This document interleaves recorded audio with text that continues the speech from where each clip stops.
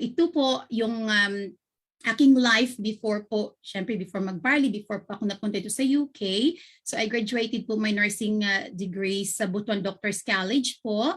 And after that, I went to work in Dasmariñas, Cavite, di ba ang layo? So I started my career as a public health nurse. And just ko naman tinamanlag kong mga salary ko dyan kasi parang talagang baya lang po talaga mga mentors is not gonna, ito pang hindi talaga enough no to support even myself, let alone to help my family. So after all the struggles of family natin na papadala tayo sa nursing school, ang laki-laki ng gastos, I'm sure si Mentor Vin makarelate dito and a lot of you here.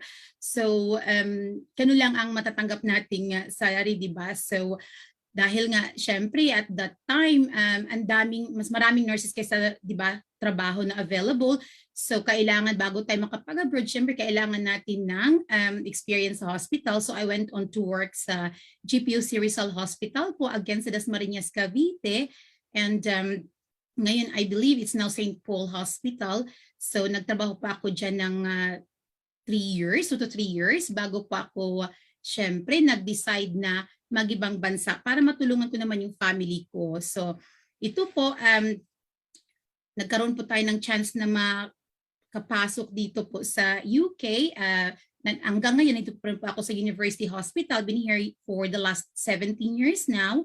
I started my job here as an emergency department nurse for 10 years that was. And then I move on to work as a post-anesthetic care unit nurse. Kaya nito nakascrub na po tayo. So, kumbaga recovery nurses sa Philippines. No? So again, 17 years na po as what I've said. And dito po kasi kailangan mo talaga magtrabaho. Yes, malaki ang sahod, but then you have to be prepared na mag-work ka na 12 hours and a half, mga ganun. So, may night shift pa dyan, tas walang holiday. So you really have to work hard if you wanted to earn money. And to the point that kailangan mong pumasok sa maraming hospital. So, extra kung mag-overtime pa sa ibang hospital and to-travel pa ako ng mga 3 hours, sometimes 3 hours from home para lang makapag-extra. Alam mo yun, may pera nga, pero syempre hindi talaga mahirap kitain ang pera. Akala natin minsan abroad, yun na yung sagot ng kahirapan. Pero I'm telling you mentors, hindi po talaga. So, hindi naman sa minamalit ko nun, meron din naman ako mga naipundar, but then alam mo yun, until when na mag-expect ka ng active income kasi kahit anong effort na ibigay mo sa work mo still is an active income.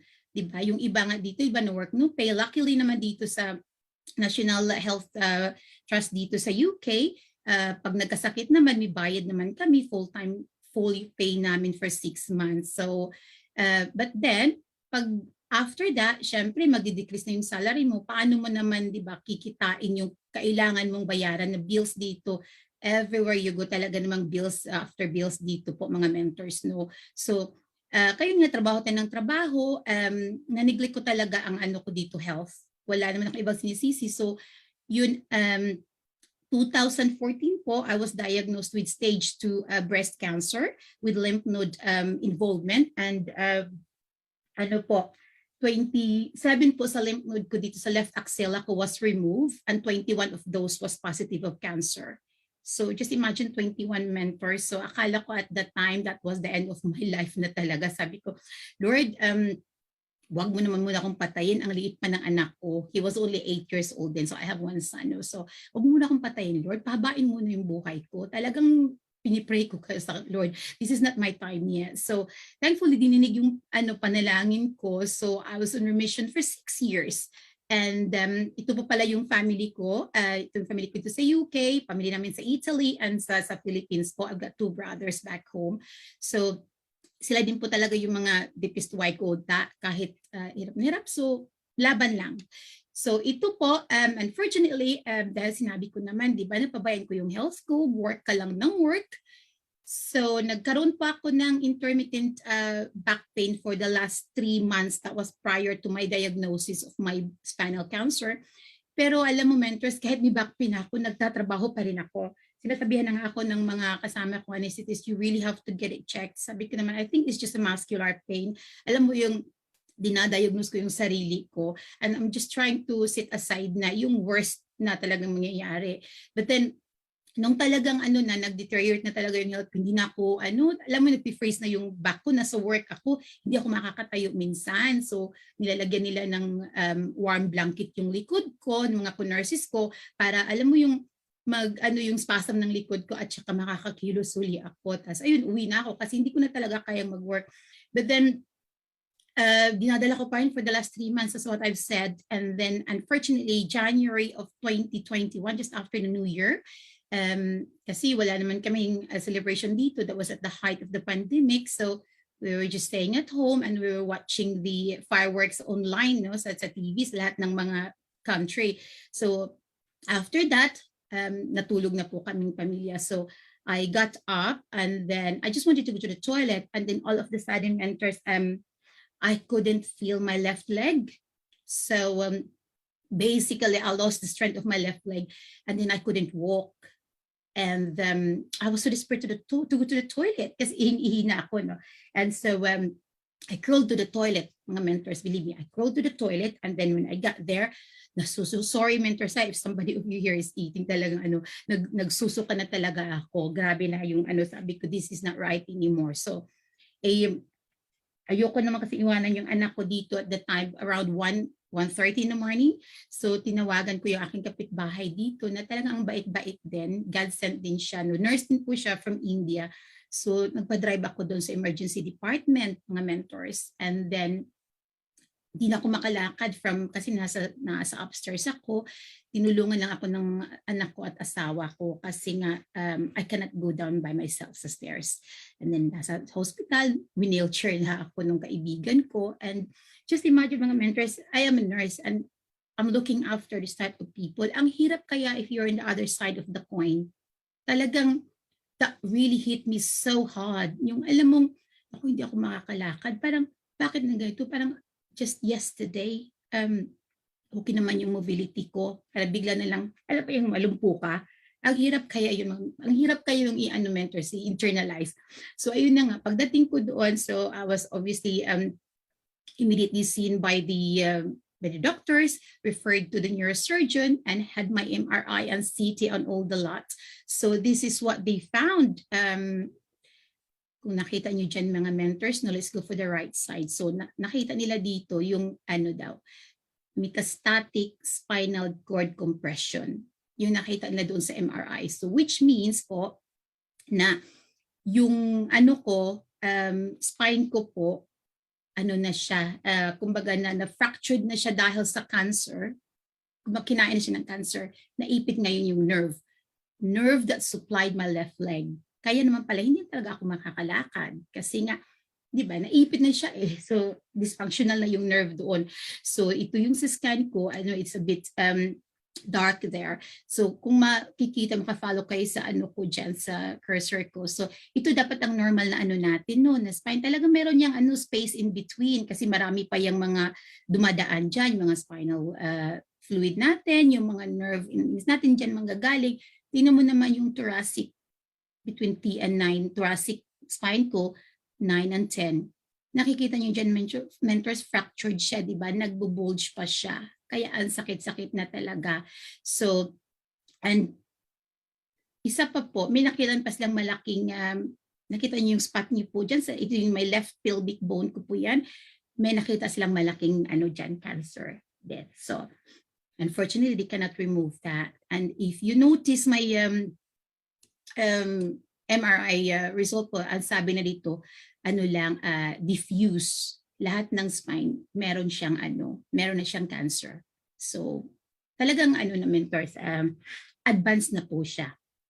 Yung alam mo yung, di ba, may mga sinasabi sa mga palliative care na kasi na siya hindi lang siya isa. So, hindi naman nila pwedeng tanggalin bawat, alam mo, buksan yung buong likod ko just to remove each single lesion, yung cancer na nandyan. Hindi naman pwedeng ganun, di ba? So, para na lang, anong mangyayari sa akin? Tinanggal na lahat.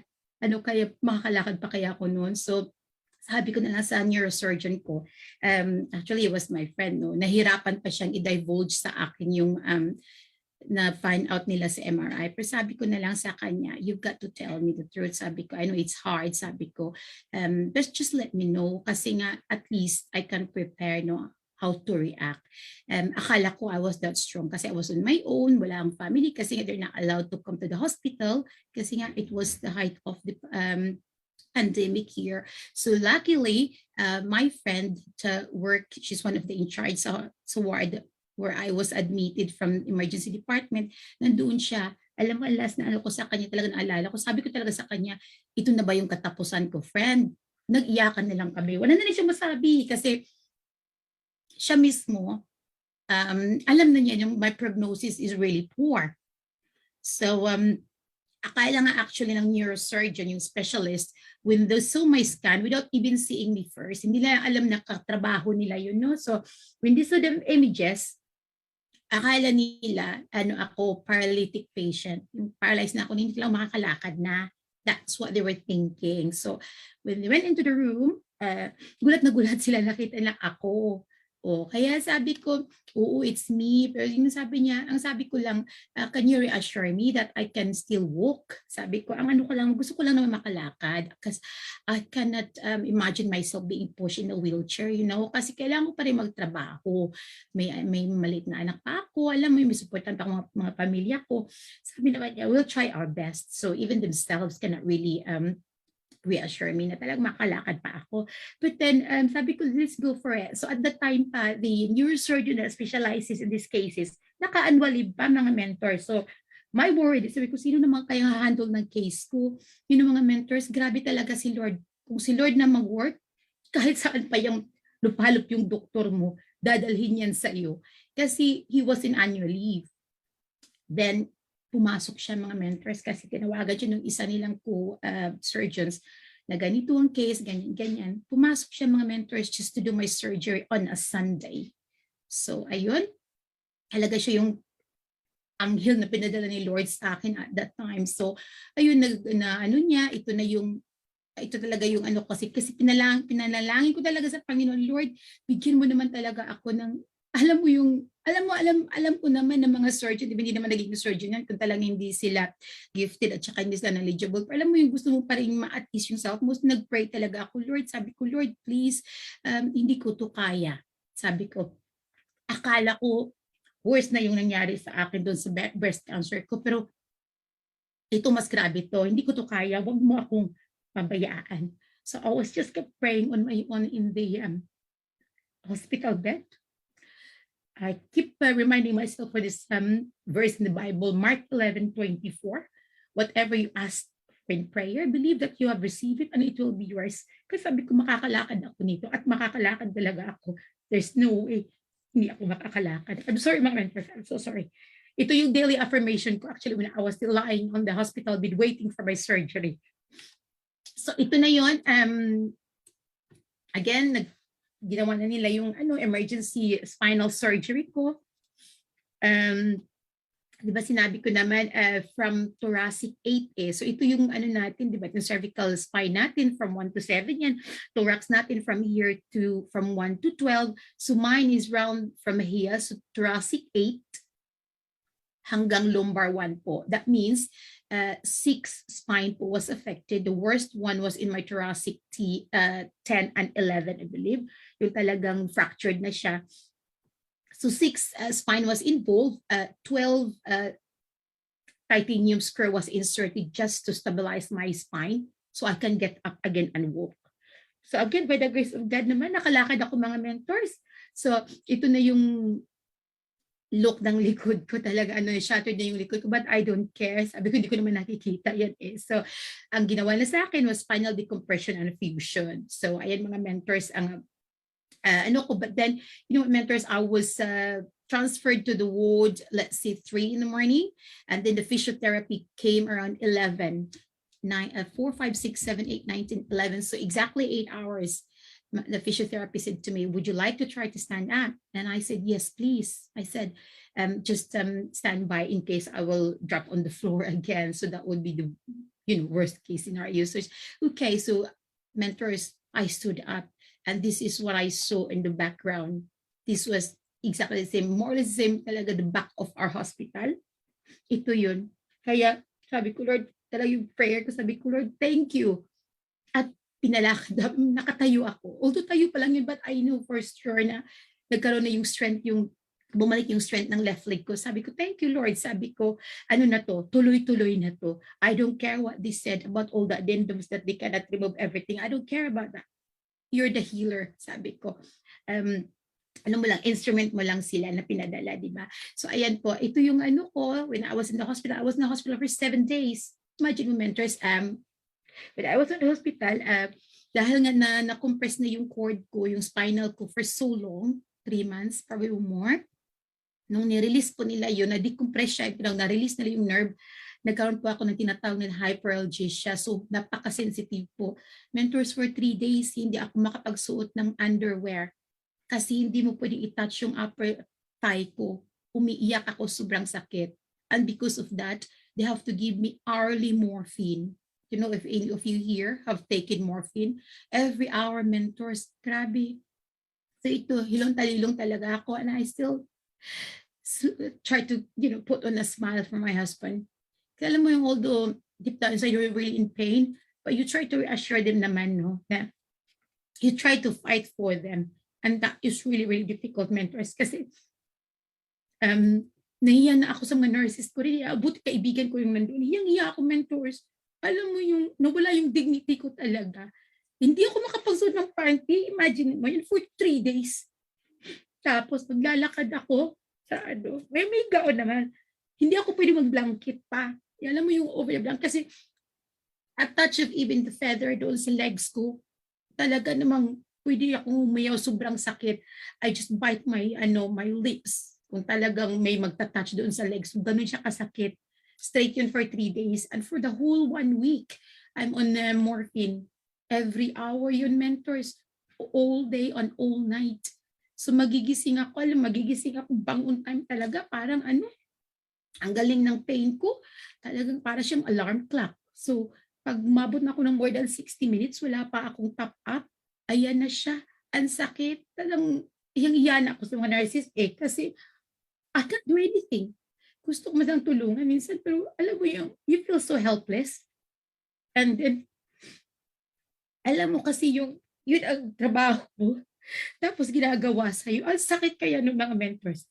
So ayan, 7 days po. And I've never, 7 days po ako doon. And ayan, dahil again nga, di ba sa COVID, I have to wear my mask all day and all night.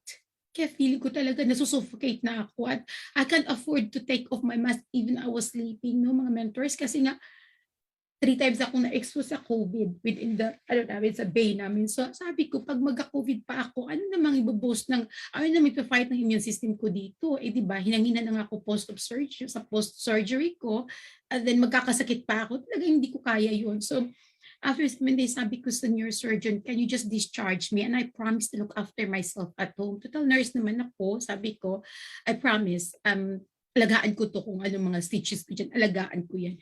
Dinischarge naman niya ako. And Lord, mga mentors ito, thank God, nung umalis ako ng bahay, that was 7 weeks before this, 2 yung anak ko at saka yung asawa ko, both sides, inalayan ako kasi hindi ako makalakad. And after 7 days, nakalakad na ako. O diba, grabe talaga si Lord. Yun ang pinagdasal ko, palakarin niya ako, hayaang umuwi na ka-wheelchair. And He did answer my prayer. Kaya may mga mentors, no? Akala natin minsan kasi, dasal tayo ng dasal kay Lord, tapos hindi, alam mo pwede din nangyayari? Mentors, talagang sumasagot si Lord. Wala yung pinagdasal niyo ngayon, hindi pa dumarating, antayin niyo lang. Darating talaga yung mga mentors. So just be faithful to God kasi magiging faithful din si Lord sa atin.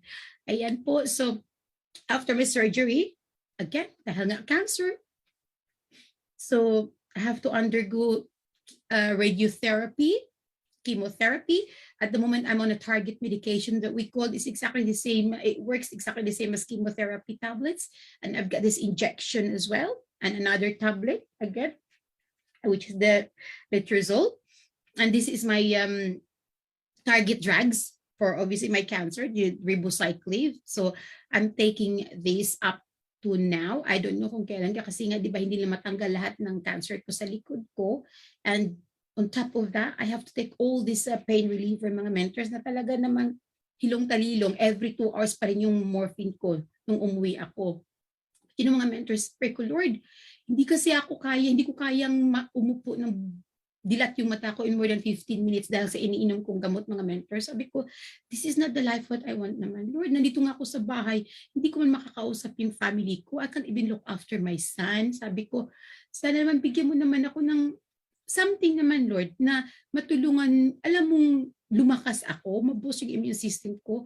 Kung kaya ko mantigil yung kung ano mang iniinom kong gamot, di ba? Sabi ko, iinumin ko. Umiinom nga ako before ng kale. I don't know if you guys are mentors, familiar of kale. Napaka ba yun, bitter niya. Iniinom ko and thinking that was the most nutritious na vegetables that we have. Hindi pala, di ba? So, thankfully, sa prayer ko talaga naman, sinagot naman ako ni Lord. So, mentors, ito pala yun. Share ko lang sa inyo. No? Yung pag may kasi, na-diagnose ka ng big C, di ba? In cancer, parang may dilema kasi, it's not just the disease process that you gonna tackle.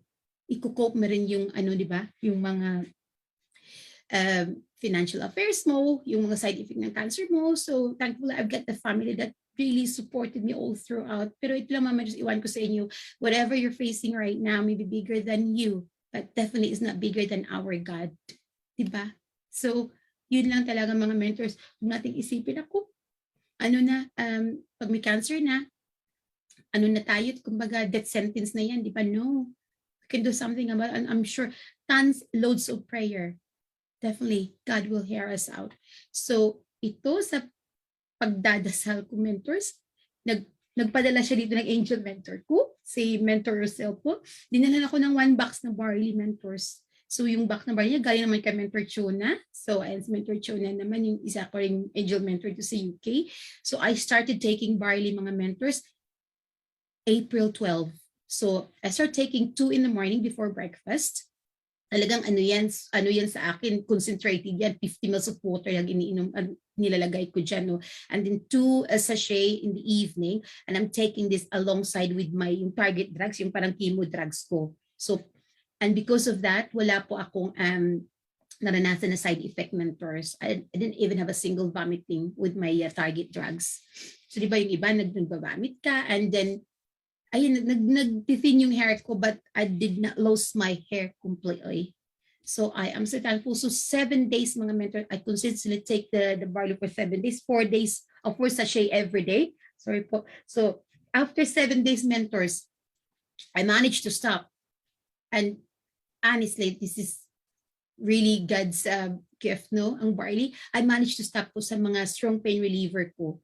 So, yung amitriptyline ko dyan, yung mga nerve pain ko kasi for nerve pain reliever ko yan. Again, yung oxycodone ko, which is the opioids naman siya, regular yan. So, what I was left with was just the 5 milligrams of oxycodone, and that is only like, if I need it, it's supposed to be taken every 2 hours. But then, since I started taking barley, mentors, the most dose that I have taken with my strong pain relief was just like twice in a day.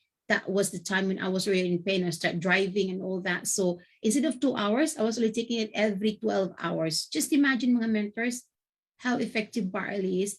And ito lang, mga mentors, sana lang po, huwag tayo mag-hold back to share our product. Kasi mga mentors, di ba, hindi natin alam yung kapitbahay pala natin, kaibigan natin, they're fighting a silent battle, di ba? When it comes to their health. Share lang kayo, mga mentors. Kung hindi ka man lang pakinggan, okay lang yun. Continue to share lang, mga mentors. Kasi, alam mo, hindi mo alam. May isang tao dyan, matagal na palang naghahanap. Alam mo, naghahanap ng makatulong sa kanya para lang naman ma-boost yung immune system at saka matulungan sa sakit niya. Mentors ko nakatulong sa advanced bone cancer. How much more sa ibang sakit pa dyan, diba? And remember, our barley has 68 micronutrients. So yung kailangan ng katawan natin And ito pa, di ba? Remember, in every 5 grams ng barley powder natin, which is just under 2 sachet, no? Kasi 3 grams per sachet, 1,275 po ang ORAC value dyan, which is the oxygen radical absorbance capacity, or that is the antioxidant value of our barley. Ganun siya kapotent po na i-absorb po niya yung mga free radicals sa katawan natin, na yung nagkukos ng kung ano-anong sickness sa katawan natin, mga mentors. Kaya wag na wag tayo mag-hold off. Continue to share po sa barley talaga. Kaya ako, since nangyari sa akin mga mentors, no, ito nakita nila, talaga namang kahit sino mentors, sinisharean ko ng barley. Hindi ko alam kung, di ba, kung ano matulungan. Kaya siguro nasisharean ko mga mentors, talaga namang ano sila, nag-try ka, I tried this, of course. And then after a day or two, tumatawag, you know what, meron nga ako ditong bago ko na-sharean mga mentors sa church pa na-sharean kung sabi niya, I heard natulungan ka ng barley. Yes, of course, I can share it with you. So binigyan ko muna siya ng isang box. Bumalik siya mentors and she came to buy 10 boxes of barley. Just imagine. Tapos British couple to. Kasi sabi niya, yung hip pain nga daw niya, na-listen talaga when she started taking barley. Diba? Alam mo yung natin, syempre yung income natin dito, na yung bonus na yung mentors yung more, ang satisfaction talaga natin na makatulong tayo sa maraming tao dito mga mentors, obviously with the help of our flagship product na barley. Ayan, day 7, I stopped them all and I feel so blessed. Then I went on to see my oncologist, and then ito sabi niya sa akin mga mentors, no? Are you on a special diet? Sabi niya sa akin. He was an Indian oncologist. Sabi ko, no, I'm not. I said, why did you ask me about that? No, I'm just, whatever you're doing, I just carry on. Sabi niya sa akin. Sabi ko, well, I've got to be honest with you. I said, I'm taking barley alongside with my target drugs. Sabi niya, oh, barley. So, yes, are you familiar about barley? Sabi, yes, that's very good. Actually, in India, first, we use a lot of barley. See? I never expect that coming out from a consultant na i-agree yung barley. Kasi di ba kalimitan ng mga doktor, hindi sila nag-agree kasi they're more on pharmaceutical side, di ba, of treatment rather than mga natural way. But then, yan mga mentors, di ba? Hindi ko nga in-expect eh. And then, ano lang mga mentors, ito po, 78 days lang po ako off after my spinal surgery. 78 days, working days, so that would be 5.5 months roughly.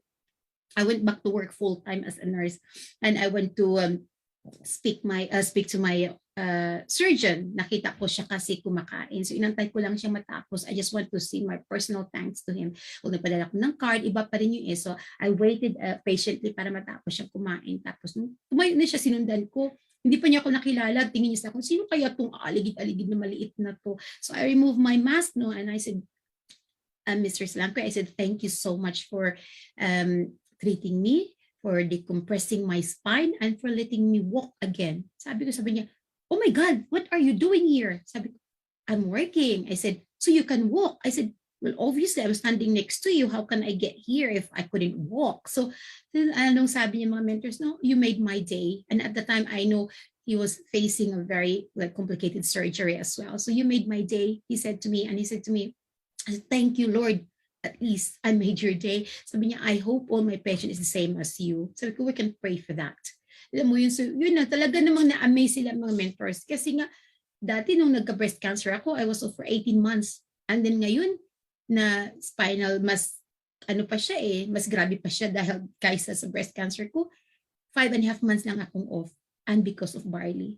Na mga mentors, grabe ka-amazing talaga ni Lord. So, and it's not just that. No, dahil nga, syempre sa nakita nila sa akin, so nagkaroon na rin ako, marami na rin akong na-sharean. And because ito, sa Agusan, ang dami na namin na-sharean sa Agusan, mga mentors. Talaga namang sila, dahil sa product natin, naniniwala sila, nakita nila sa kung ano mang naitulong sa akin. So hindi kami nahirapan, syempre na, alam mo, pinilit sila, ini-educate ko lang sila na ganito makakatulong. So ayan, maraming naniwala mga mentors. And dahil nagkaroon na po kami ng Grand Assembly sa growing team namin sa Agusan, headed by my mother. Andito naman po sa UK. Ito mga mentors, kalimitan po dyan, product user talaga. May mga co-nurses ako dyan, diabetic, hypertensive. May isa pa lang ako dito na talagang ayaw maniwala. Sabi ko, just try please. I'm not gonna charge you for this. Just please try. Give me a week for this. Kasi sinabihan na nga din ko siya na mag-injection na siya for insulin. Sabi ko, no, just say no for now. Ayun, hanggang ngayon mentors, hindi siya nag-insulin injection dahil nag-barley na siya. Isa na rin na siyang mentor. So, puro yan sila mga product user, mga mentors. So, kasi pag i-share mo, educate mo sila, yung talagang natin to income, let's go on for the business, mga mentors, no? Ano na yan, bonus na talaga yan. Sabi ko sa'yo, pag marami kang matutulungan, susunod na yung income ng mga mentors dito. And ang kagandahan dito talaga is tulungan tayo. Diba? So, ayan, kahit saan, wala naman tayo ditong territorial boundary. Kung saan-saang part tayo ng mundo, pwede tayong makapag-connect to each other, diba? Ayan, kung meron tayo syempreng mga kakilala na suffering the same na sa akin, I will be very happy mga mentors to help you out na para ma-talk natin, bigyan natin sila ng hope. Kasi 'di ba, we are agent of hope. Bigyan natin silang hope that kung anumang piniface nilang any type of cancer, it's not really a death sentence. God has a plan for every suffering that we have. And ito mga mentors, sa tandaan natin kung anong unos, anong bagyo na dumating sa natin life, ang bagyo hindi dumating para sirain tayo, no? Not all the storm comes to destroy us. Some storm comes to clear our path. And I do believe that this is divine intervention. Then God introduced me to barley. So of course, pasalamat ako na nagkaroon ako ng bone cancer mentors kasi kung wala, baka hindi ko pansinin si barley kasi I'm so busy chasing my active income. Diba mga mentors? So talang sabi ko, Lord, thank you talaga at salamat sa cancer ko. Sabi ko, dati nagrereklamo ako sa kanya, Lord, nakadalawa ka na sa akin. Ano ba talagang balak mo sa akin? Gusto mo na ba talagang patayin?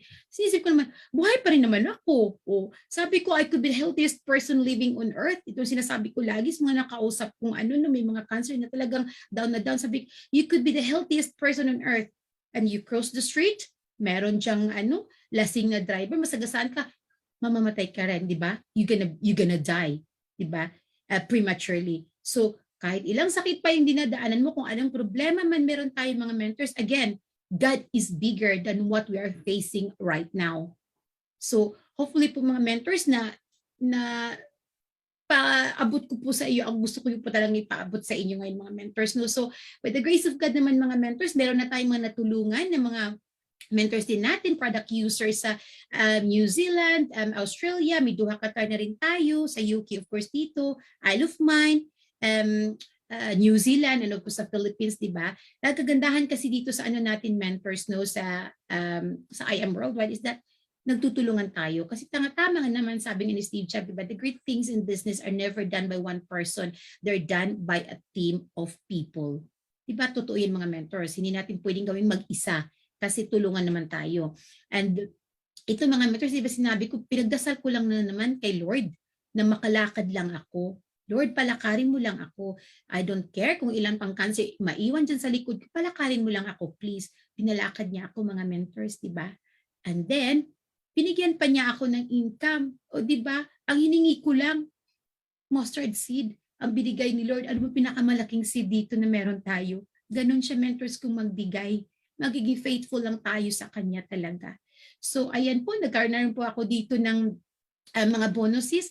Never na talagang sa mind ko na gagawin ko to, nakikita ako dito kasi yung purpose ko lang talaga dito is mapagaling ako ng barley. Which is ayun, sinabi ko nga sa iyo na to follow na lang yung bonus na yung income ko dito, di ba? Kasi kung sabihin income, I'm okay naman I'm a nurse in here, meron naman akong kita, pero again, active yun, di ba? So, hindi ko ma-achieve yung time and financial freedom working as a nurse kahit i-double time ko pa, kahit hingin ko pa kay Lord yung 8 days a week. Diba? Hindi yun mangyayari mga mentors. But with I Am Worldwide, kayang-kaya. Kaya nandito na tayo mga mentors. So, na natin, go na talaga tayo dito mga mentors. And I hope nakasit na yung mind, yung focus natin dito mga mentors no, sa I Am Worldwide. Kasi talagang meron at merong mababago sa life natin dito. So, ayan po, when we have our event po sa Team Phenomenals, nagulat na gulat nga po ako mga mentors. Hinakot ko pala yung awards ng Phenomenal. And I am so thankful to God. Grabe. Hindi ko talaga, parang sabi ko lang, totoo ba to Lord? Parang namang, lang naman ako. Parang nurse lang naman ako. Ano pala, ito mga mentors, no? Kasi dito sa I Am Worldwide, meron tayong chance na, alam mo yung, kumbaga may authority tayong tutulungan yung mga tao sa paligid natin how to fish rather than just giving them fish. Alam mo yung mga mentors, kasi as a nurse, syempre matulungan ko yung pasyente ko at that very point in time na nag-suffer sila, mabigyan ko sila ng pain relief. Pero as a nurse, mentors, hindi ko naman sa matulungan na masabihin sa kanila na meron kang chance magkaroon ng passive income. Di ba? Hindi eh. Kasi syempre, kung hindi pa ako naging networker, hindi ko kayang gawin yun. Ngayon mga mentors, kahit alam mo yung mag-break lang kami, si-share ko sa kanila kung ano man ang nila, ano man ang kailangan nila, either product or opportunity, but most of the time talagang product, mga mentors. Product talaga. Kasi sabi nila, wala namang iba. Wala naman akong sakit kasi akala nila dahil may cancer ako, kaya effective yung sa akin, yung barley. But no, sabi ko naman sa kanila, aantayin niyo pa bang magkasakit kayo bago kayo mag-barley? After all, di ba, this is very, very, well known naman, di ba? A drop or an ounce of prevention, di ba, is better than a ton loads of cure. Di ba, mga mentors? So, boosting our immune system should be our priority. Kasi nga, huwag nating antayin magkasakit tayo, mga mentors, bago natin. Kasi talaga namang totoong-totoo, health is a real wealth. Yun ang ko dati, hindi ko talaga inalagaan yung health ko, mga mentors. Look what happened to me. But then, alam ko may purpose din yung pagsasuffer ko, yung mga struggle ko. And I cannot complain, God, kung how much struggle I've been through, because my blessings definitely outweighs my struggle, mga mentors. So, ayan po, nung sinabi sa akin ng angel mentor ko dito, ito mentor Chona actually, Umes, you have to mag-start create ka ng team mo. Without any doubt, I name our team Faith, because I do believe that we walk by faith, not by sight, mentors. So talagang lagi itong pinanghihawakan. Kasi kung wala akong faith, mga mentors, I really don't know where I am at this point in time sa life ko. So yan, hopefully kayo din, mga mentors, no? So talagang i-keep yung faith, and then ito lang ko sinasabi, prevent yung BTS, no? We just have to believe, trust, and surrender to God everything. Kasi si Lord naman ang may-ari ng lahat na to eh. At alam niya, di ba? Alam nga niya kung ilang buhok meron tayo, di ba? Lahat ng sand sa shore, alam ni Lord kung ilan ang counting niya, ilan ang numbers niya, di ba? So alam ni Lord, sa kanya tayo lahat ng galing. So, syempre, kung ano yung hingilitin sa kanya, bibigay niya kung talagang makabuti naman sa atin, di ba, mga mentors po. So, ito lang po, at iwanan ko po kayo dito sa talagang one of my favorite na verse, no? Trust in the Lord with all your heart and lean not on your own understanding. In all your ways, acknowledge Him, and He will definitely direct your paths. Thank you so much, mentors. Thank you, Mentor Ben. And let me just say thank you also for us, BODs natin, President Alan Goiter, and Vice President Ika Loren Oy, and GM Ana Maniego. Thank you for this opportunity po na makapag-share po ako ng journey ko sa Barley. And I really, really hope na kahit katiting lang po, meron po akong na-inspire ngayong gabing to. Thank you, and back to you, Mentor Ben.